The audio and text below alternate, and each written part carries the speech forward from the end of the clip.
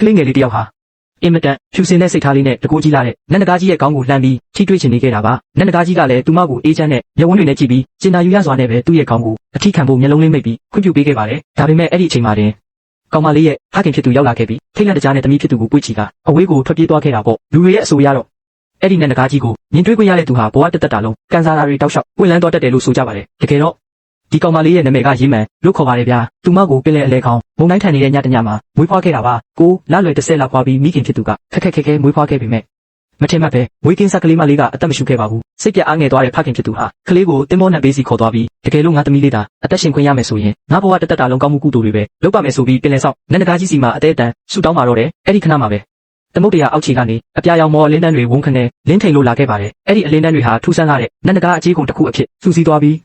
ကလေးမလေးရဲ့ခန္ဓာကိုယ်လေးကိုချက်ချင်းဝင်ရောက်သွားခဲ့တာပေါ့ဖခင်ဖြစ်သူဘာမှမလုပ်နိုင်ခင်ပါလေရေအောက်ကနေအေယာမနဂါးနဲ့ကြီးတကောင်ဝုန်းခနဲ့ထွက်ပေါ်လာပြီးကျဲလောင်စွာဟိန်းဟောက်လိုက်ပါတော့တယ်အဲ့ဒီလိုနတ်ဆွမ်းအားတွေရဲ့ကောင်းချီးကိုရရှိသွားပြီးတဲ့နောက်မှာတော့တေလူမျိုးပါဖြစ်နေတဲ့ကလေးမလေးဟာချက်ချင်းပဲအော်ငိုပြီးအသက်ဘေးကလွတ်မြောက်သွားခဲ့ရပါတယ်ကလေးငိုတန်ကိုကြားလိုက်ရတဲ့အခါကျမှပဲနန္ဒကားကြီးလည်းစိတ်အေးသွားပြီးပင်လယ်ရင်နဲ့ပိုင်းစီပြန်လည်ငုပ်ရှိုးသွားခဲ့တာပေါ့အနှစ်20ကြာပြီးတဲ့နောက်မှာတော့ရေးမှန်ဟာအရွယ်ရောက်ပြီးအရန်ကိုလှပလွန်တဲ့ကောင်မလေးတစ်ယောက်ဖြစ်လာခဲ့ပါတယ်ကောင်းကင်ကဆင်းသက်လာတဲ့နတ်သမီးလေးတစ်ပါးလိုအလှမျိုးမို့သူမရဲ့အိမ်ရှိမှဆိုရင်လာရောက်တောင်းရတဲ့လူမျိုးတွေတန်းစီလိုနေခဲ့တာပေါ့ဒါပေမဲ့ဘလောက်ပဲချမ်းသာတဲ့တထေးသားတွေလာပြောသူမကတော့လုံးဝစိတ်မဝင်စားခဲ့ပါဘူးဘာလို့လဲဆိုတော့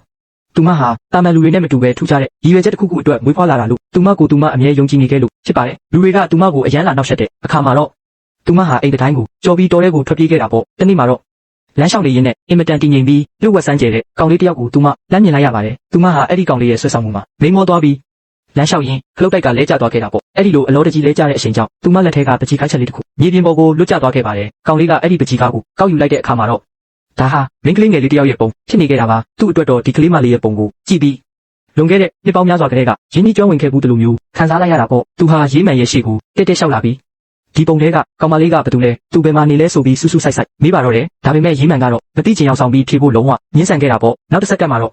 ကောင်လေးကသူမရဲ့လက်ကိုဝုန်းခနဲ့ဆွဲကင်လိုက်ပြီးမျက်စိတမိတ်တွင်းမှာတင်သူတို့နှစ်ယောက်စလုံးဟာပင်လယ်ကမ်းခြေစီကိုမှော်အတက်နဲ့ရောက်ရှိသွားခဲ့ကြပါတယ်သူကအဲ့ဒီပကြီးကားအကြောင်းကိုထပ်မံမေးမြန်းပေမဲ့ကောင်မလေးကတော့နှုတ်ဆက်နေတော့မှာပဲဒါကြောင့်မို့သူကဘာမှစဉ်းစားမနေတော့ပဲရေးမှန်ကိုပင်လယ်ရေထဲကိုဝုန်းခနဲ့တွန်းချပစ်လိုက်ပါတော့တယ်သူမရေနှစ်ပိုင်းထဲကိုနစ်မြုပ်သွားတဲ့အခါကျမှပဲ